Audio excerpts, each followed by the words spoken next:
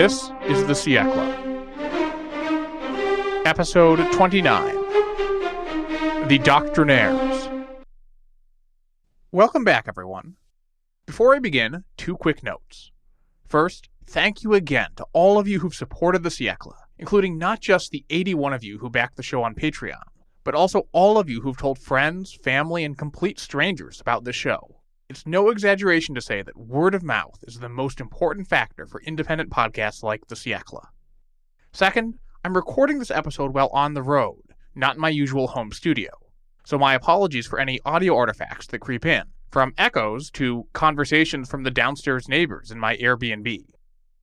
Alright, now, on with the show. I've spent a fair amount of time over the prior 28 episodes talking about the political battles of the Bourbon Restoration. And when I've done so, I've usually described these fights in terms of liberals versus ultra-royalists. So back in episode 23, about the Carbonari, I described how France's liberals were plotting military coups, while ultra-royalists called for a national crackdown. But of course, this language has oversimplified some things. Not all royalists were ultras, and not all liberals were out for revolution. Today, I'm here to shine the spotlight on one particular group of Restoration liberals, called the Doctrinaires.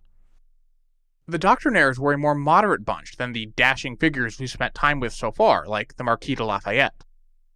These relative moderates found themselves in the political center of the Restoration, liked being in the political center. But moderate doesn't mean neutral. Depending on the ways the Restoration's political winds were blowing, the Doctrinaires could be some of the Restoration's most able supporters, or its most capable enemies. Let's start out with some basics. One important thing to know about the Doctrinaires is that they were not numerous. This is not a political grouping like liberals or ultra-royalists that constituted thousands of general adherents. There were only a few Doctrinaires, a fact that left them the butt of jokes despite, or because, of their prominence. For example, it was joked that the whole party could fit on a sofa. The British statesman Lord Acton admired the Doctrinaires, but still called them leaders without followers.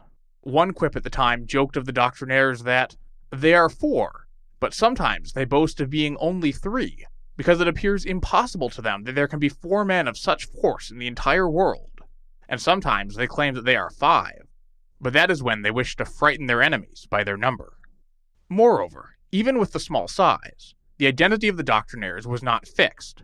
Members came and went, and some were more closely identified with the group than others. We can, however, say a few general things about the Doctrinaires before we meet them and learn about their specific ideas. First, they were all liberals. That is to say, they tended to believe in individual rights more than group-based privileges. They embraced ideals like limited government, property rights, and division of powers. Second, they were all conservatives.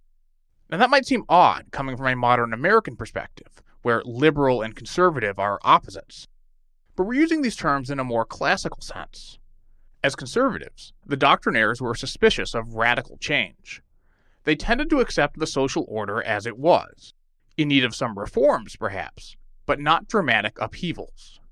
In the context of the Restoration, in other words, the Doctrinaires were centrists. They generally believed in constitutional monarchy as structured by the Charter of 1814. As such, they were fierce enemies of reactionary ultra-royalists who wanted to restore the Ancien Régime. But they were also none too fond of people seeking a new revolution, of overthrowing the king for a republic. The Doctrinaires said they wanted to find a so-called juste milieu, or happy medium, in between revolution and reaction. Finally, there's the matter of the name. Why exactly were they Doctrinaires? The name Doctrinaire was actually coined by an opponent as a pejorative, and somewhat reluctantly adopted after the fact by its members. This was actually pretty common back in this period. In episode 9, I noted how the label ultra-royalist was originally a pejorative too. There are conflicting accounts of how the label Doctrinaire came about. Perhaps it was originally a reference to a religious school run by the so-called Fathers of the Doctrine of Oratory that one leading Doctrinaire had attended. One early printed reference was in the Bonapartist newspaper Le Nangin from its 1816 exile in Brussels. The term was used in the French Chamber of Deputies in 1816 during a debate. in which an ultra-royalist deputy got annoyed by one speaker's constant references to principles and doctrines, and sarcastically declared, "Voila, our doctrinaires." Historians generally agree that doctrinaire is not exactly a fair label, insofar as it implies rigidity or a uniform belief system.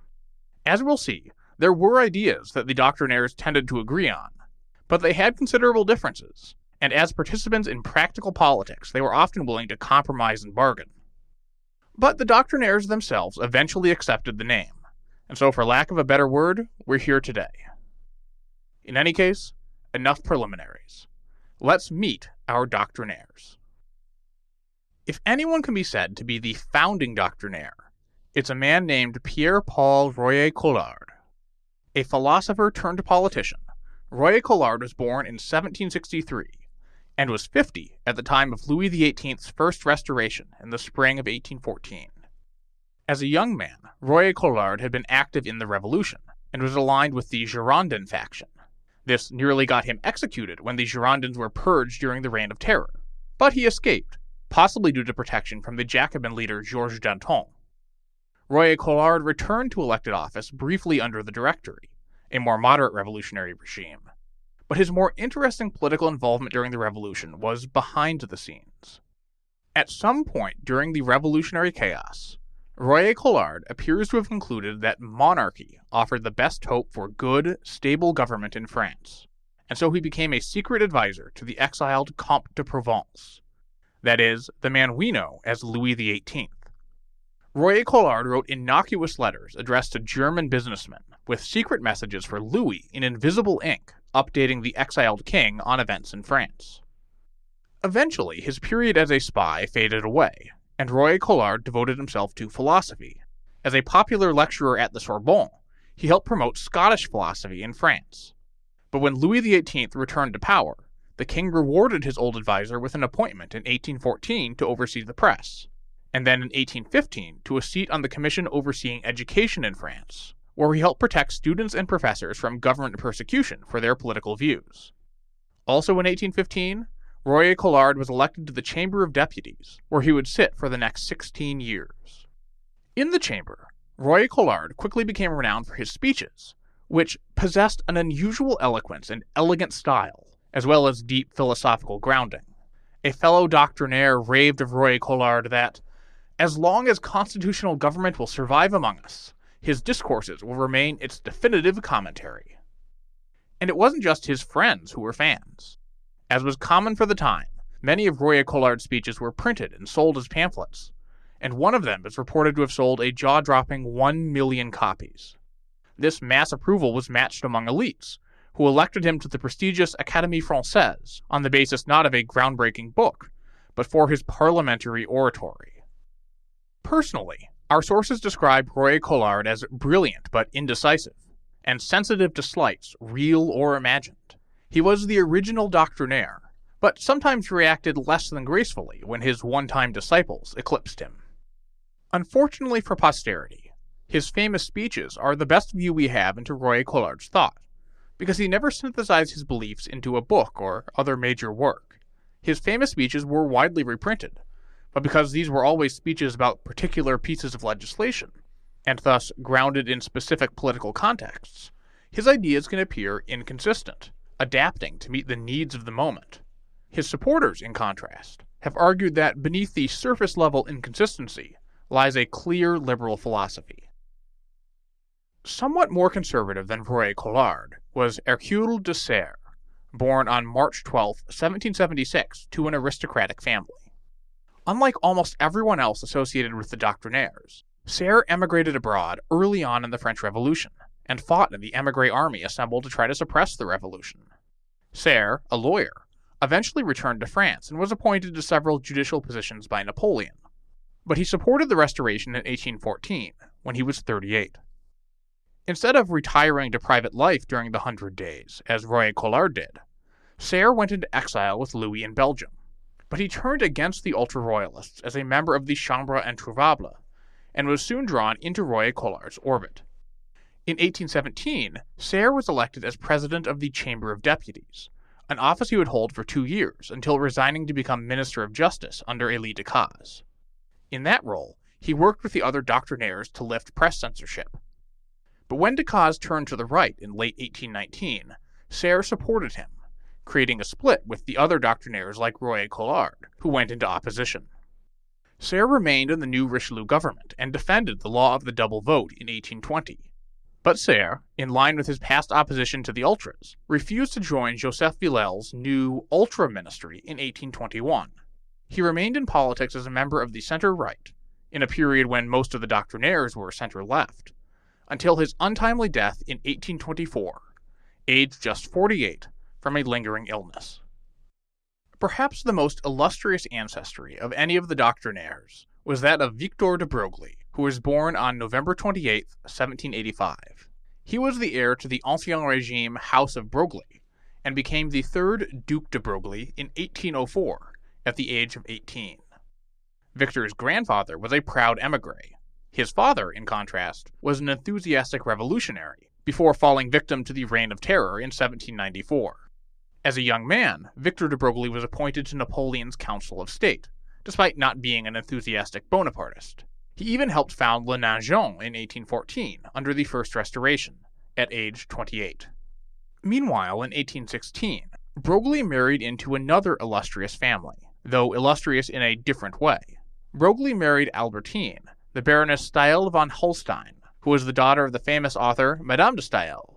Madame de Staël, in turn, was the daughter of Jacques Necker, the Swiss banker who famously served as Louis XVI's finance minister in the days leading up to the French Revolution.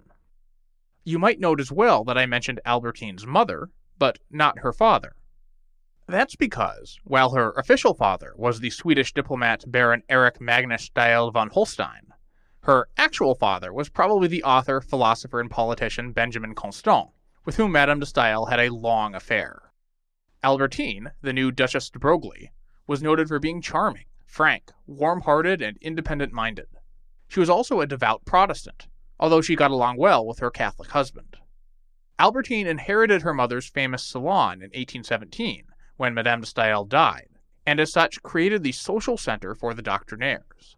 The gatherings there were noted for the quality of the conversation compared to other salons, though Albertine herself admitted that her guests lacked easy aristocratic charm. "When one lives among Doctrinaires," she said, "one is not displeased to relax, from time to time, in a very gentle politeness. They are self-indulgences to which one should not treat oneself for too long, for fear of weakening, but en passant, they do one good." Victor de Broglie's political career in the Restoration started with a bang. Louis XVIII appointed him to the Chamber of Peers, and when Broglie finally turned 30 and assumed his full rights there, it was November 28, 1815, right in the middle of the treason trial there for Marshal Ney. Broglie was the only member of the entire chamber who voted against convicting the Napoleonic general. Broglie was noted for his high integrity and character, for his grave and powerful eloquence in speeches, and for his attention to the nitty-gritty details of legislation, an attention to detail that bleeds through his enlightening but often pedantic memoirs. Prosper de Barante was born on June 10, 1782, and was 31 at the start of the Restoration. Politically, he worked in a variety of administrative roles, including as a prefect under the First Restoration, and an official in the finance ministry in 1816. Like most other Doctrinaires, he lost his formal positions in 1820, but this worked out all right for Barante, who was already an established writer with a passion for history. Sent home, he threw himself into research, and a few years later published a 12-volume History of the Dukes of Burgundy that earned him widespread acclaim and immediate induction into the Académie Française. Barante over his life wrote some of the most complete and coherent works setting out doctrinaire ideas, both on their own terms and against that of the ultras. He was renowned for his common sense and talent for conversation, but later historians criticized his writing style as sometimes unclear, prosaic, and heavy. The youngest of the primary Doctrinaires was Charles de Rémusat. Rémusat was born on March 13, 1797, to prominent parents. His father Auguste, from an old Provençal family, was Napoleon's chamberlain and made a count in 1808. His mother, known as Madame de Rémusat, was a famous writer and salon hostess. Charles had just turned 17 years old at Louis's first restoration in 1814. As Rémusat rose to adulthood in the 1820s, he became known as a gifted writer whose work was published in numerous newspapers. Broglie called him the Princeps Juventutis, or first among the young, and said Rémusat had one of the most naturally gifted minds I have ever known. He also had a reputation among his friends as something of an intellectual dilettante, who flitted from idea to idea, never settling down to develop a single great work. Royer-Collard called Rémusat the first of the amateurs in everything. Balzac was more scathing, saying Rémusat was a serious little boy who makes efforts to appear grave. Last, but absolutely not least, is the man who would become the most famous of the Doctrinaires, and also the most infamous. François Guizot was born on October 4th, 1787, and was 26 years old at the time of the First Restoration. In those 26 years, Guizot had had a tumultuous childhood. He was born in Nîmes, the southern city noted for its violent conflicts between its Catholic and Protestant populations, from the Revolution through to the White Terror in 1815. The Guizots were Protestants, and serious ones. François' grandfather had been a wandering pastor during a period where Protestant pastors were sometimes persecuted. His mother Sophie was a devout and dour Calvinist, believing that humans were created to suffer so that they might better know God. But it was Guizot's father André who took the decisive action that shaped Guizot's youth. André Guizot was an active revolutionary, no surprise given how dramatically the revolution had improved the lives of French Protestants. But André was connected to the Federalist movement, provincial leaders who revolted against the Paris-based Jacobin government. Unfortunately for André Guizot, the Federalists were crushed, and André was eventually arrested and guillotined. François was 6 years old. The widowed Sophie Guizot, we're told, lived with extreme frugality in order to raise and educate her two sons, first in Nîmes, then in Geneva, the Swiss Protestant city that had housed both John Calvin and Jean-Jacques Rousseau. In 1805, the 18-year-old Guizot moved to Paris to study law. But like many law students before and since, Guizot quickly found himself frustrated.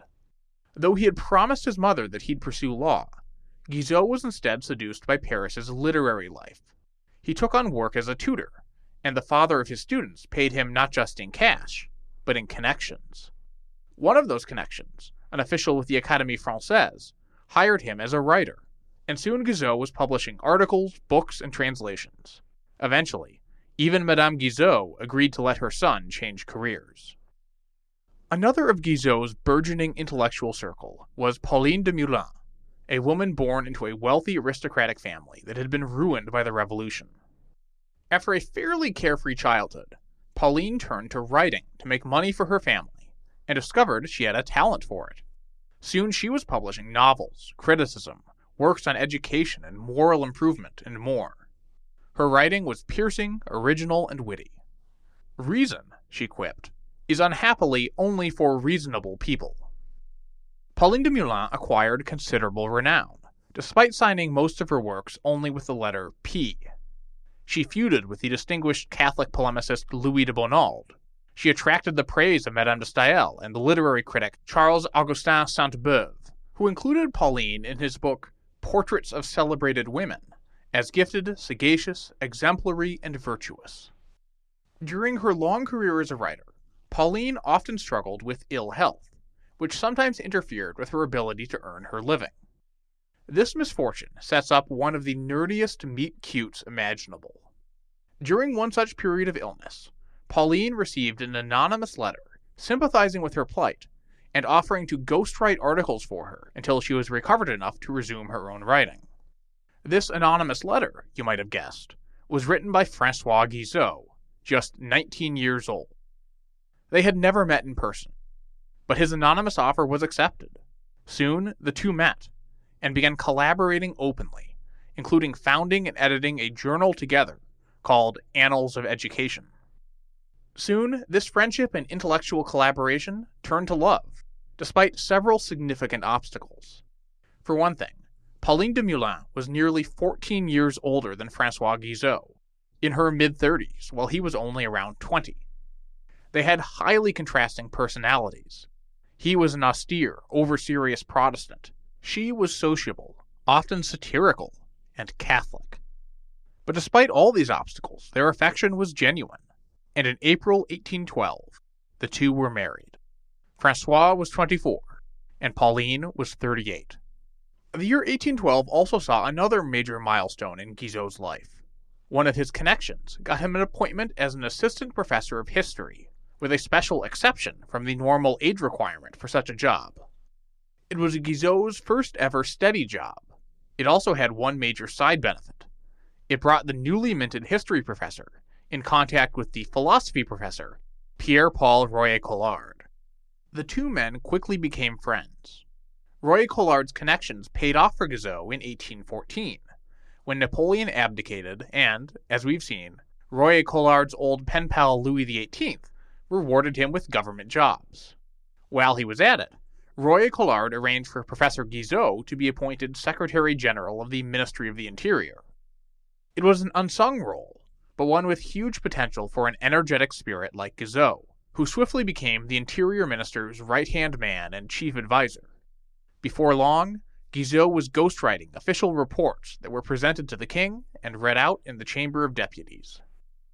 In the spring of 1815 came Napoleon's return for the 100 Days. Louis XVIII and most of his officials fled into exile. Guizot returned to his university teaching job, but before too long he was sucked back into politics. With Napoleon failing to consolidate his regime, Royer-Collard and other moderate royalists began to anticipate that Louis would get a second restoration, and they began to worry that most of the people around Louis at his exile in Belgium were ultra-royalists like the king's brother, the Comte d'Artois. As we saw in episode 26, Artois was indeed increasingly influential in his brother during this exile in the Belgian city of Ghent. So, to counter this influence, Royer-Collard dispatched an embassy to encourage Louis to stick to a moderate course, and that emissary was François Guizot. Guizot snuck out of France for a mostly futile visit to Louis's exiled court. The reaction to this trip would be fairly typical for Guizot's career. The ultra-royalists close to Louis at this time largely dismissed him, but the left for decades to come would attack Guizot as the Man of Ghent for his visit to the royalist court in the weeks leading up to Waterloo. Despite this, good things lay in store for the Doctrinaires. Instead of embracing ultra-royalism, Louis appointed a government led by Talleyrand. That was just the sort of thing Guizot had been sent to encourage, but Louis had agreed not because of the Doctrinaire arguments, but because of pressure from the Duke of Wellington and other foreign leaders. And though Talleyrand didn't last long, his successor Richelieu was no ultra either. Louis dissolved the Chambre Introuvable at the urging of people including Royer-Collard, and increasingly relied on his new favorite, Élie Decazes. And Decazes, in turn, relied on the Doctrinaires. I did not list Élie Decazes as a Doctrinaire earlier, and he is generally not considered to be one. But Louis's favorite was close to them, took their counsel, and let them take the lead drafting important pieces of legislation like the reorganization of the army, the Electoral Law of 1817, and the Liberal Press Law of 1819. Historian Guillaume de Berthier de Sauvigny argues that Decazes viewed the Doctrinaires as merely useful. Quote, "They were just the ones to furnish him with high-sounding rhetorical reasons, to dress up the political attitudes growing out of his tactical requirements." In 1819, Guizot confided his view to Albertine de Broglie that Decazes did not like the opinions of the Doctrinaires, but that he was very fond of them personally. Though Decazes and the Doctrinaires were at that time allies, Guizot was under no illusions. He said Decazes was devoted to Louis, not to liberty. The break came soon, as you might recall from episode 14. First came the controversial election of the old revolutionary Abbé Grégoire to the Chamber of Deputies. The Doctrinaires tried unsuccessfully to expel Grégoire on a face-saving technicality, but the whole episode convinced Louis and Decazes that the left was becoming too strong. They turned sharply to the right, prompting most of the Doctrinaires to go into opposition. With Decazes, there is no salvation, Royer-Collard said. As we've seen, Hercule de Serre stayed in government through Richelieu's second ministry. But when Villèle's ultra-ministry took power in 1821, even Serre resigned. The Doctrinaires now found themselves in the political wilderness. They either resigned their government positions or were fired. Royer-Collard, for example, was sacked from his job in the council overseeing public education, leading to an immediate crackdown on student activists, and gave speech after speech eloquently opposing ultra bills like the Law of the Double Vote in 1820 and the Sacrilege Law in 1825. He retained his seat in the chamber, but he was fighting an increasingly lonely rearguard action against overwhelming ultra-majorities. Guizot went back to his university job. This had originally been something of a sinecure, but deprived of his government work, Guizot discovered that he was actually really good at history. His lectures were popular. Too popular, it turned out, especially when his topic was the provocative History of Representative Government in Europe. The Villèle government banned him from lecturing. With even more time in his hands, Guizot wrote other books, including histories of the English Civil War. Overall, being in the opposition was pushing Guizot's politics somewhat to the left, and he began to cooperate with more radical figures like Lafayette. Pauline Guizot had stopped her own writing for a period after marrying Guizot, but after he was fired, she took up her pen again. She published an acclaimed novel in 1821, then 2 collections of children's stories, and other works on education and morals. At the same time, she was assisting her husband's research and writing, in ways we are unfortunately left to assume. The Duc de Broglie was still a member of the Chamber of Peers, where he had a fair amount of influence. In 1820, when the peers were serving as a court for some anti-government conspirators, Broglie persuaded them to exonerate the one conspirator who knew enough to reveal the role played by liberal politicians in the scheme. Chief among those conspiring politicians who Broglie protected was Marc-René de Voyer-d'Argenson, who you might remember from episode 23 about the Carbonari. In addition to his radical politics and personal wealth, Voyer-d'Argenson had another quality worth noting here. In 1796, he had married Broglie's widowed mother, and was the Duke's stepfather. Voyer-d'Argenson's radicalism meshed poorly with Broglie's more conservative views. But when Voyer-d'Argenson was at risk of being arrested during the Carbonari crackdown in 1822, Broglie pulled strings to get his stepdad a passport for England, and spirited him out of the country until the heat died down. Guizot also played a role in the Carbonari fallout, though he certainly didn't participate in the conspiracies. At the height of the reaction in 1822, he pushed out a pamphlet called On the Death Penalty for Political Crimes. This argued that a regime founded on rule of law had no need to impose the ultimate penalty on rebels and conspirators, a push for clemency for the Carbonari. This was the lot of the Doctrinaires in opposition: some political journalism, some history writing, and using what influence they had to try to sway events. And that brings us more or less up to date with our narrative. But I'm going to skip ahead a little here to bring one thread to its sad conclusion. Pauline de Meulan had, as we've seen, often struggled with ill health. This didn't end when she married François Guizot and had a child, also named François, in 1819, when she was around 46 years old. But things took a sharp turn for the worse in 1826, when she began to show signs of tuberculosis.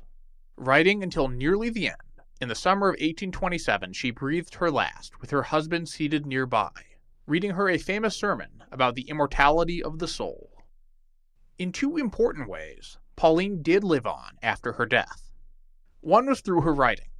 After her death, François saw to the publication of a posthumous collection of Pauline's essays, which included a lengthy introduction by Rémusat, appraising her life and works. The other had to do with François, who was not yet 40 when his wife died. This can seem a little strange to our modern ears, but as she was nearing her end, Pauline Guizot apparently began actively trying to find a suitable woman for her husband to remarry after she died. Her pick was one of her nieces, Eliza Dion, who, after Pauline had fallen ill, had helped the Guizots out both with housework and François' research. Spirited, charming, and highly intelligent, Eliza was 23 when her aunt died. A year later, she and François would marry, according to Pauline's desires.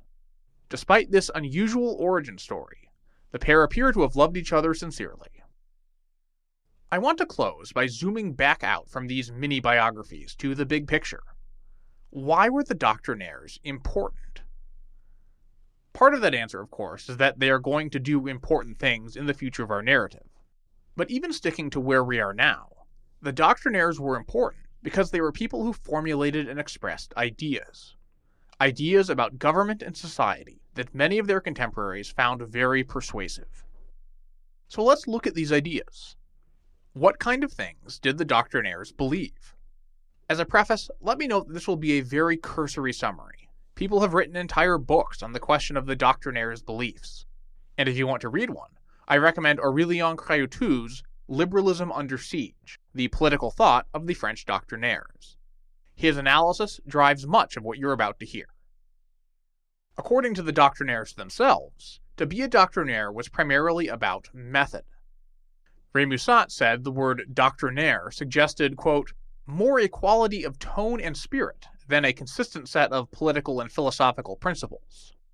Guizot was more specific, writing that a true doctrinaire was, quote, someone who always conducts himself according to a general idea on any particular matter, singles out the general principles underlying a specific policy proposal, and ends by proposing a certain course of action after having considered a large number of consequences likely to follow, and after having carefully examined the merits of other alternative solutions.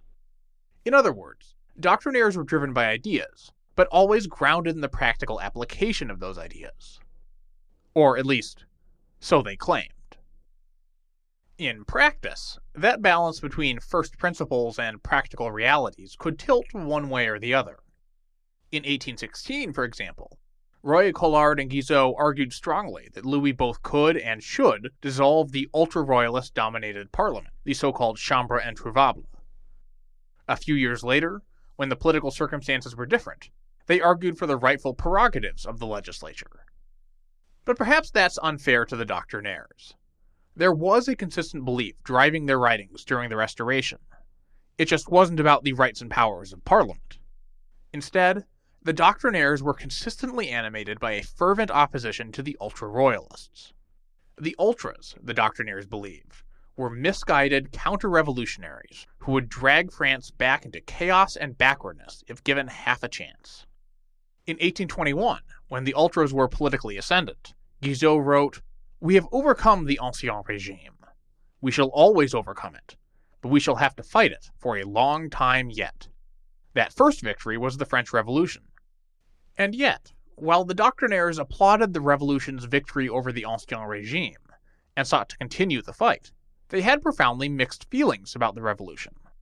The key for them was the difference between the early days of the French Revolution, the admirable spirit of 1789, and the repugnant reign of terror. If Doctrinaires feared those who would return to the days of Louis XVI, they also feared those who would, in their minds at least, return to the days of Robespierre. Here's an important bit of context, though. While the Doctrinaires feared extremists on both the right and the left, during the Bourbon Restoration it was the right-wing extremists, the ultras, who seemed like the bigger threat to actually implement their vision. So the Doctrinaires directed most of their fire to the right. Those ultras also condemned the Reign of Terror as a black mark on history. The difference was that the ultras saw the terror as the inevitable consequence of the revolution undoing ancient social bonds. The Doctrinaires insisted that one could have the reforms of 1789 without the terror of 1793. Similarly, they opposed the voices on the left who argued that the revolution was still unfinished. For the Doctrinaires, the revolution had done good work, but was now over. As Rémusat put it, the idea was bringing the revolution to an end by creating genuine representative government. So what was the best way to preserve this middle path between revolution and reaction? For the Doctrinaires, there was only one institution for the job: constitutional monarchy. That is to say, they wanted a traditional king, bound by constitutional limits, and assisted in government by an elected parliament. France had seen what absolute monarchy looked like, and it had seen what a republic looked like. For the Doctrinaires, the middle way was representative government paired with a king. The model here was not the fledgling United States, but Great Britain. As Broglie reminisced, as a matter of fact, we all accepted the Restoration, either on principle, or from inclination, or from reason. Victor Hugo was somewhat pithier. in an aside tucked away in Les Miserables. The Doctrinaires, he wrote, quote, were royalists in principle, but apologetically. Where the ultras proudly asserted their faith, the Doctrinaires were a little ashamed of it. Their mistake, or their misfortune, was to put old heads on young shoulders. They answered destructive liberalism with conservative liberalism, sometimes with rare intelligence. Guizot, in a neat rhetorical trick, tried to steal the ultra slogan out from under them. The ultra-royalists spoke of legitimacy, by which they meant traditional, duly inherited monarchy. Guizot turned that on its head, and argued that it was the constitutionalists like himself who were true defenders of legitimacy. The ultras were not true legitimists, but merely counter-revolutionaries whose desire to turn back the clock would lead to bloodshed. Underpinning all this was a doctrinaire commitment to limited government. They supported a representative government as a check on the power of the king, and a king as a check on the powers of a runaway legislature. This commitment extended to the philosophical question of where political power, or sovereignty, originated. At the time, there were two major competing theories. Divine right sovereignty held that kings held absolute sovereignty, while popular sovereignty rooted all power in the people as a whole. The Doctrinaires rejected both of these, arguing that they were two sides of the same coin. Both vested ultimate authority in one or more people, and were, they argued, liable to be abused. As Guizot wrote, quote, we have heard the sovereignty of the people proclaimed on the ruins of the divine right of kings. There has been no revolution in the name of liberty that did not promote in the end the rights of a new tyranny. In place of this, the Doctrinaires tended to support a theory they called sovereignty of reason.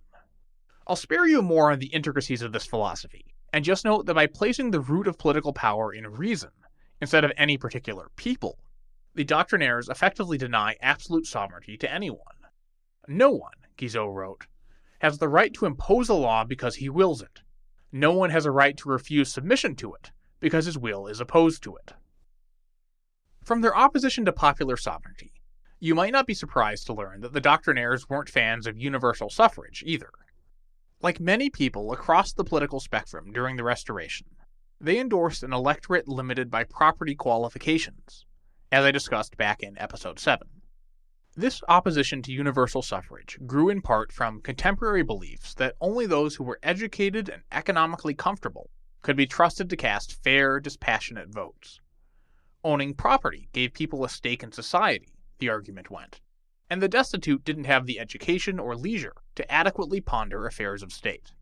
The poor were believed to be vulnerable to their passions, susceptible to demagogues. As Broglie put it bluntly, 120,000 French citizens who are represented are worth more than 2 million individuals who alienate their rights without reflecting on what they actually do. This elitist theory of suffrage had some interesting wrinkles. Guizot would, years later, become infamous for responding to requests for the right to vote by telling the poor to get rich. A somewhat out-of-context quote that I'll break down in due course many episodes down the road. Back as early as 1817, though, Guizot was making the same general argument that political rights should follow socioeconomic standing, as part of his defense of the Revolution. He wrote in 1817 that, quote, when those who were poor, obscure, ignorant, and without influence had become rich, respected, enlightened, and powerful, then they needed to occupy in law the place which they occupied in reality. In practice, the Doctrinaires consistently opposed schemes for indirect elections. In the Restoration, ultras liked a two-stage system, where voters would elect delegates to an electoral college who would choose each department's actual deputies. Doctrinaires fought against the law of the double vote in 1820, arguing that a voter who paid 300 francs per year in taxes, the minimum, should have just as much say as a voter who paid 3,000 francs per year. Their principal opponents at the time were not advocates for universal suffrage, but ultras who wanted the richest electors to have a bigger say. Having said all that about the Doctrinaires' resistance to popular sovereignty and universal suffrage, you might be surprised to hear that the Doctrinaires were actually big fans of democracy. Of course, what they meant by democracy was different from how we use the term today, or from its traditional understanding as rule by a polity citizen body.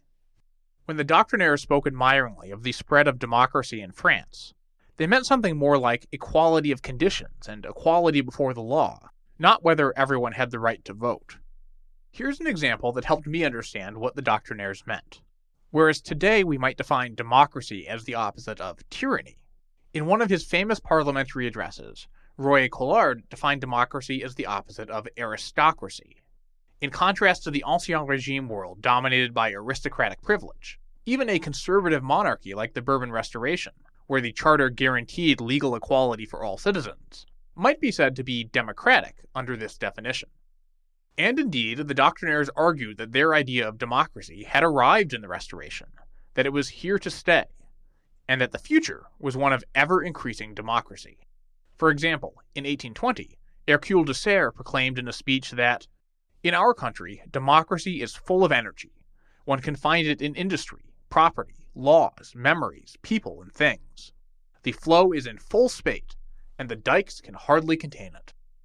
Guizot would claim, in the 1830s, that France was the greatest modern democratic society, and meant it as a compliment, though he distinguished France's monarchical democracy from the, quote, radical democracies, like Switzerland or the United States. These thoughts on democracy as an inevitable social force might remind some of you of Alexis de Tocqueville's seminal 1835 work, Democracy in America. This isn't a coincidence. While Tocqueville went further than the Doctrinaires in his analysis and praise of democracy, he was powerfully influenced by the 1820s arguments of Royer-Collard, Guizot, and other Doctrinaires. Now, everything I've talked about today might be striking some of you as a little bit abstract. Well, there's a reason I picked now to finally bring the Doctrinaires out of the background.